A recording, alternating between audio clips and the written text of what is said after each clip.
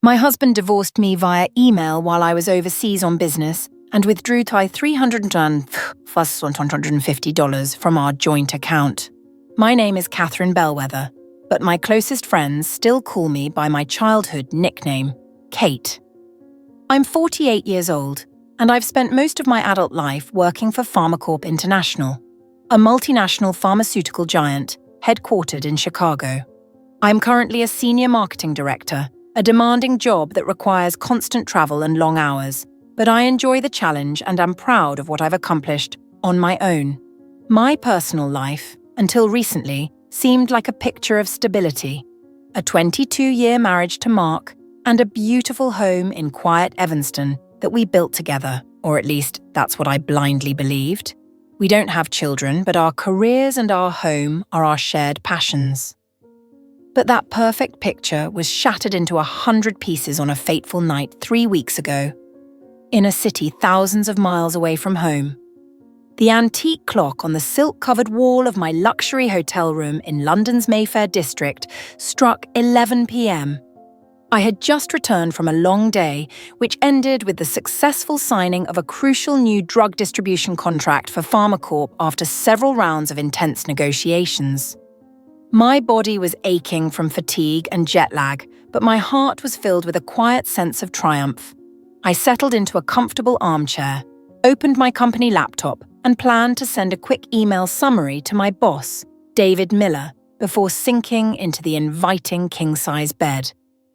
And then I saw it. Amidst the pile of unread work emails, a brief subject line from Mark's personal email caught my eye. Something you need to know.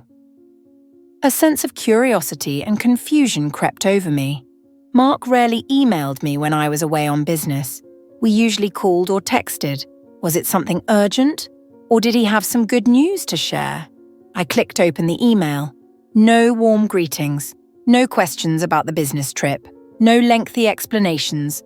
Just a few cold lines typed with no emotion, as if announcing the cancellation of a date rather than the end of a 22-year marriage. Catherine, I am writing to let you know that I have decided that we need to go our separate ways. I filed for divorce in Cook County Circuit Court this morning. I believe this is the best course of action for both of us at this time. I hope you can understand. Mark. Below the signature, as an added slap to my shock, was a brief, almost indifferent postscript. P.S. I also transferred some money from our joint Chase savings account to take care of some personal matters. You don't need to worry about that. My heart stopped. My breath caught in my chest. Money transfer? I mumbled, my hand shaking as I moved the mouse across the screen. Personal needs? Our joint savings account, where I'd poured most of my yearly bonuses, where I'd stashed my hard-earned money, where my retirement plans and my plans to renovate my dream home were. With numb fingers, I opened a new tab and shakily logged into the Chase Bank website. The hotel internet seemed unusually slow. Finally, the account overview page appeared. I held my breath as I stared at the balance of the joint savings account of Catherine and Mark Bellwether. £2,085, $2.85. I rubbed my eyes, thinking I was seeing things, that maybe I was just tired, but the number was still there. The entire $312,150, $312,450 that we had saved together over 2 decades, including the big $50,000 bonus I had received the month before for a big marketing campaign, was gone without a trace. The luxurious hotel room with its expensive furnishings suddenly felt as cold and alien as a prison. I sat there, motionless, numb. The phone slipped from my helpless hand and landed soundlessly on the thick Persian rug. Divorce by email. Stolen savings. And I was halfway around the world, working hard to build the future I naively thought we would share. I was in London, and Mark, the man I had loved and trusted for 22 years, had just stabbed me in the back, brutally, in Chicago. 22 years. That's not a short time. I remember the early days when we were both dreamy students at Northwestern University. Mark was studying economics, I was studying English literature, but had a knack for marketing. We met at a concert in the park. It was love at first sight. The wedding came 2 years later, simple but warm and full of hope. We bought our first house together in the old Evanston neighbourhood, painted every corner ourselves, planted rose bushes in the front yard. We talked about children, but then it didn't happen, and we accepted it, telling ourselves that our love was enough. We planned trips to explore Europe when we were old, dreamed of a little house on Lake Michigan. My career progressed quite quickly. I was capable, hard-working, and, perhaps, a little lucky. I gradually climbed the management ranks at Pharmacorp, becoming the main economic pillar of the family quite early. Mark, on the other hand, did not have such a smooth ride. He chose the path of freelance financial advisor, a job that sounds glamorous but is actually quite precarious. There were times when he earned a lot of money from big contracts, but there were also long periods when he had very little work and an unstable income. He often complained about difficult customers, about the unpredictable financial market, about fierce competition. Looking back, I may have been too focused on my career to miss the subtle warning signs. Mark always appeared supportive of me, proud of my success in front of his friends, but I sensed that he had a secret inferiority complex, an unspoken dissatisfaction that his wife earned more money and had a higher social status. Perhaps I also felt a little guilty about the constant business trips away from home, because sometimes I was too tired to listen to all his complaints. To compensate, and also because I thought he was more financially savvy than me. I almost entrusted Mark with the day-to-day management of the family finances. My salary and bonuses were regularly transferred to a joint account, which he was the one who mainly monitored and made transactions for paying bills and miscellaneous expenses. I trusted him completely, a blind trust to the point of stupidity. I ignored the times when he spent a little too much on the latest technology items or expensive watch collections that he said were to build an image with customers. I ignored the increasing complaints about feeling inferior, having no voice in the family. I fooled myself that these were just temporary tensions in a long-term marriage. That joint savings account was a symbol of my trust, a place where I'd committed the fruits of my labor, the foundation of our financial security and our future.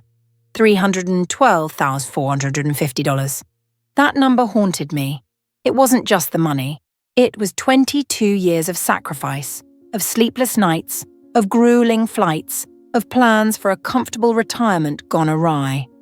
In retrospect, Mark had probably become more secretive about his finances over the past year or so. There were phone calls he'd taken outside in the hallway. There were letters from the bank that looked strange and he'd quickly put away when I asked. But I was too busy, too tired and, above all, too trusting to be suspicious. That night in London turned out to be the longest and most terrifying of my life. The initial shock had passed and it was replaced by a full-blown panic attack. Not only had I been betrayed by my husband, divorced by email and lost all my savings, I found myself stranded in a foreign country, thousands of miles from home, with only a few £100s in cash in my wallet and a small personal credit card that I rarely used. How would I pay for the rest of my hotel stay? How would I buy a plane ticket back to Chicago? I kept trying to call Mark, dozens of times. The phone rang a few times and went straight to voicemail. The text messages I sent showed up as sent, but never read. The emails I sent went unanswered. He had blocked me on every level. I called Chase's international hotline, but it was late in London, afternoon in Chicago. Phone verification was complicated, and there was little they could do to freeze the account or trace the money right away. They would only confirm that the account was nearly empty, with a large transfer to another account under the same name just a few hours earlier. I sat huddled on the cold hotel room floor, tears streaming down my face but no longer sobbing. My mind was spinning between pain, anger, fear, and a feeling of utter helplessness. I could sit here and cry until morning. I could call my family in the US to tell them the bad news. I could give up. But then a glimmer of reason rose in the midst of the storm. I am Catherine Bellwether, Senior Marketing Director. I cannot fall like this. I cannot let my personal weakness affect my work, the professional reputation that I have worked so hard to build. I took a deep breath, trying to calm myself. I picked up the phone and dialed David Miller, my direct supervisor, who was also in London on the same business trip. I didn't tell him the full horror. I just said that I had encountered a very serious and sudden personal financial problem. That my bank card was malfunctioning for no apparent reason, and that I needed the company to advance the remaining hotel costs and help me book an earlier than expected flight back to Chicago. David, a kind and trusting boss, though a little surprised by my strange accent, agreed to help without asking for details. At least I could go home. The next morning was a test of willpower. I spent nearly an hour in the bathroom trying to put on as much makeup as possible to hide my puffy eyes and dark circles from lack of sleep. I chose my most professional navy blue business suit, forced myself to eat some breakfast in my room. Then I went to the conference room for the final meeting with the partner, where we needed to finalize the final technical details of the contract. I presented my side of the story mechanically, relying entirely on experience and careful preparation. My voice was even, betraying no emotion. I must have done so well that no one in the room, including David, realized the tsunami ravaging the strong, confident woman they knew. The nearly 10-hour flight from London to Chicago's O'Hare Airport was the longest and most harrowing of my life. I sat motionless by the window, watching the white clouds drift lazily by, but my mind was a jumble of dark thoughts. The pain of betrayal, the boiling anger at Mark's despicable behavior, the uncertainty about the future. 1,000 unanswered questions swirled in my head. Why did Mark do this? How long had he planned it? Where had all that money gone? Where was he now? And what would await me when I returned to the house that had once been my home? Amidst the chaos of emotions, a vague plan began to form. Step 1, contact a good divorce lawyer as soon as I landed. Step 2, go to the bank to collect all the evidence. Step 3, face reality, no matter how harsh it was. I arrived home in Evanston on a gloomy afternoon. The taxi pulled up outside and I dragged my heavy suitcase into a familiar house that now felt eerily foreign. Silence. A heavy silence. Mark was gone. Most of his personal belongings, his clothes, his books, his watch collection, his computer, were gone. Even some of his valuable family decorations, the landscape painting we'd bought on our vacation in Italy, a few small antiques I'd collected, were gone. The house I loved, where I'd poured so much love into every corner, now felt empty and cold. On the glass table in the living room, where we often had coffee together in the morning, there was a white envelope. Inside was a piece of A4 paper folded into 4. In the same cold tone as in the email, Mark repeated his desire for a divorce, adding a few empty and blaming reasons such as, "I feel suffocated. We have not been on the same page for a long time. You are too focused on your career and have neglected your family." Not a single satisfactory explanation. And most importantly, not a single line mentioning the $312,450 that had disappeared. Not a single apology. The next morning, I went to my local Chase branch first thing. I asked to see the manager and explained the situation. With their help, I got a detailed statement of the joint savings account for the past 6 months. What I saw in black and white was even more horrifying than I had imagined. Mark had started making small but regular cash withdrawals a few weeks before I left for work. Then, on the day my flight to London took off, he made a series of large transactions, withdrawing the maximum amount of cash allowed at the counter, and then transferring the remaining gargantuan balance, more than $300,000, to another bank account in the name of a company I had never heard of, Innovest Solutions LLC. To top it off, when I checked the statements of our joint credit cards, I was stunned again. Mark had spent the previous month on them like crazy. Dinners at Chicago's finest restaurants, expensive designer goods, weekends at boutique hotels. All of the cards had been maxed out. And of course, the minimum payments were past due. Last month's utility bills, gas, water, and property taxes were sitting on the table, unpaid. My house was at risk of being shut off and even repossessed if I didn't find a way to make ends meet. The scale of the financial devastation Mark had left behind was staggering. But the biggest shock was yet to come.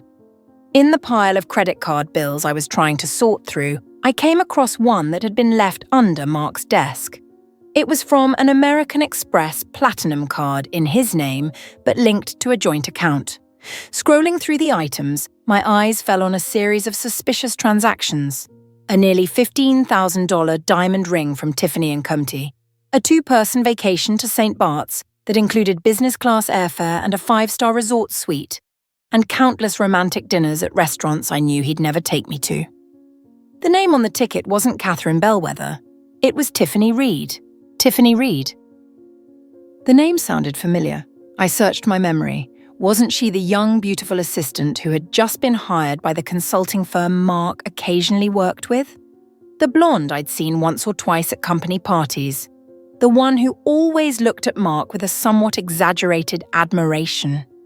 At that moment, Maria Sanchez, my good neighbor and close friend, stopped by to check on me after hearing about my sudden return. Seeing my distraught face and pile of bills, Maria hesitated for a moment before telling me what she had seen but had not dared to tell me earlier. Several times during the weeks I was away, Maria had seen Mark driving a young blonde woman who looked very much like Tiffany, in and out of our house at rather late hours. All the pieces of the puzzle now fit together into a complete and cruel picture. Mark not only abandoned me, not only stole my life savings, he had an affair.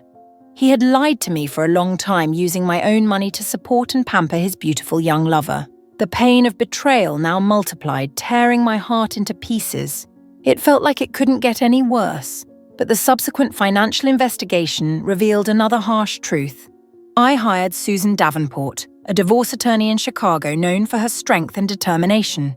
Susan immediately suggested that I hire a forensic accountant to trace the money and clarify the financial picture.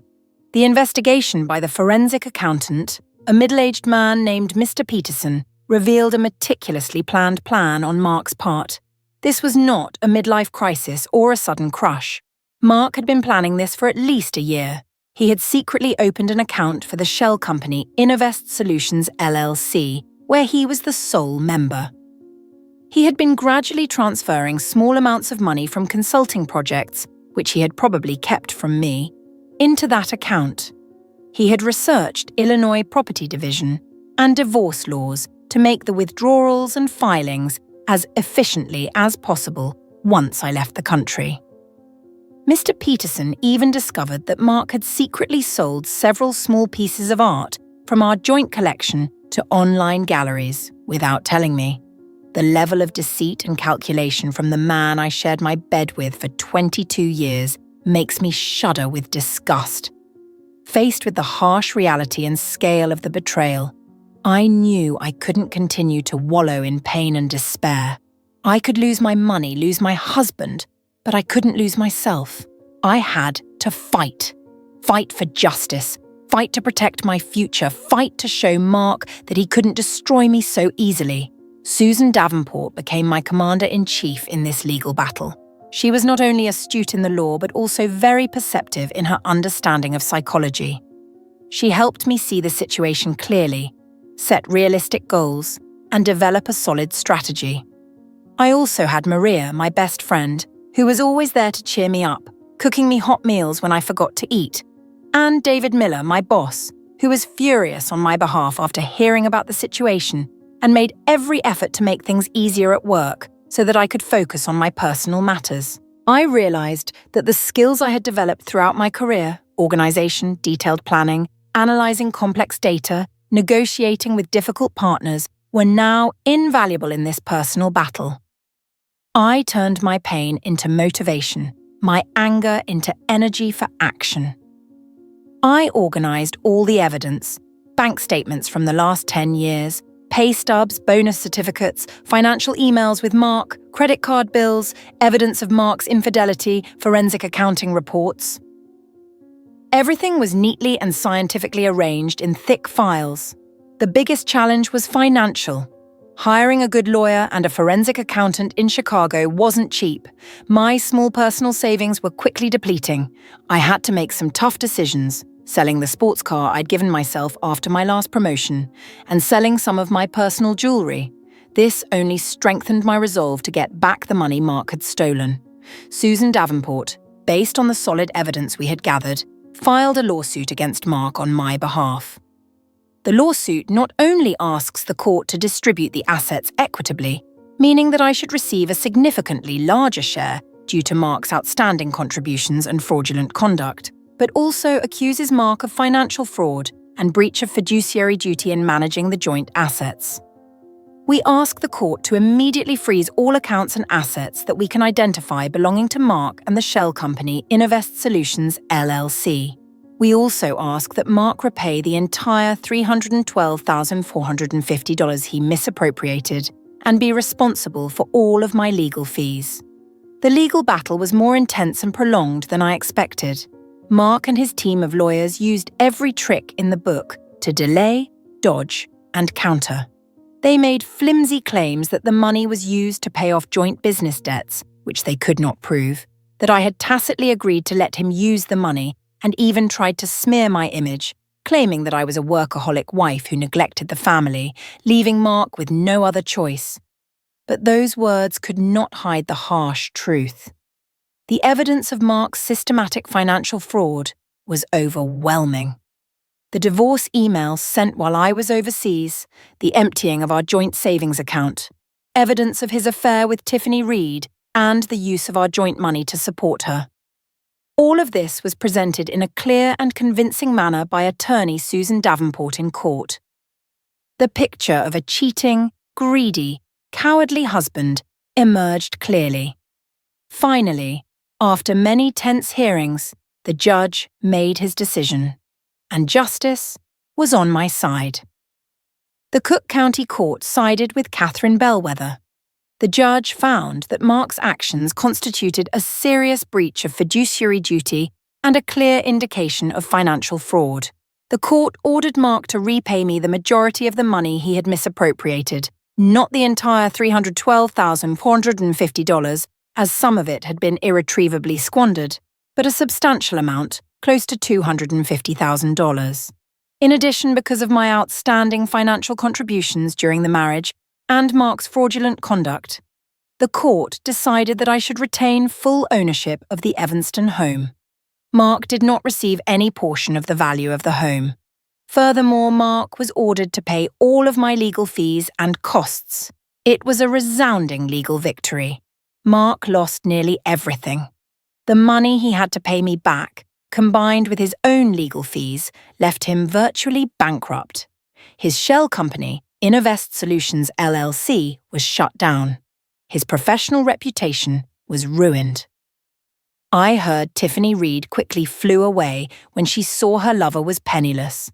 Greed and cowardice ultimately ruined his own life. Justice, though late and painful, had finally been served. It has been 2 years since the verdict. My life has changed. The shock of London and the legal battle that followed have changed me forever. I am still working at PharmaCorp and have even been promoted to Vice President of Marketing for North America. My resilience and ability to overcome personal adversity and still excel at work have been recognized by my management. With the money I got back from Mark and a steady income from work, I slowly rebuilt my financial foundation. I kept the house in Evanston, which was filled with bittersweet memories, but I decided not to sell it. Instead, I completely redecorated the interior in my own style, modern, bright, and full of life. It was no longer our house. It was my house, a symbol of a new beginning, of independence and autonomy. I learned a hard lesson about trust, about betrayal, but more importantly, I discovered an incredible inner strength that lies deep within me. I am stronger, more assertive, and have learned to trust myself first. I may not be ready to open up to a new relationship, but I no longer feel lonely. I have great friends, a solid career, and most importantly, I have peace of mind. Looking back, I can't deny that the scars are still there. But I am no longer a victim of circumstances. I am a survivor a victor. I have rebuilt my life from the ashes, and now I stand stronger than ever, ready to face whatever the future brings. Financial betrayal in a marriage, especially when it is done in a mean and calculated way, is one of the deepest and most painful wounds to heal. It not only destroys finances, but also destroys trust in love and humanity. Have you ever experienced or witnessed a similar story? In your opinion, in a relationship based on love and trust, how can we protect our independence and financial security, whether we are women or men? What warning signs should we look out for? Please share your experiences, thoughts, and advice.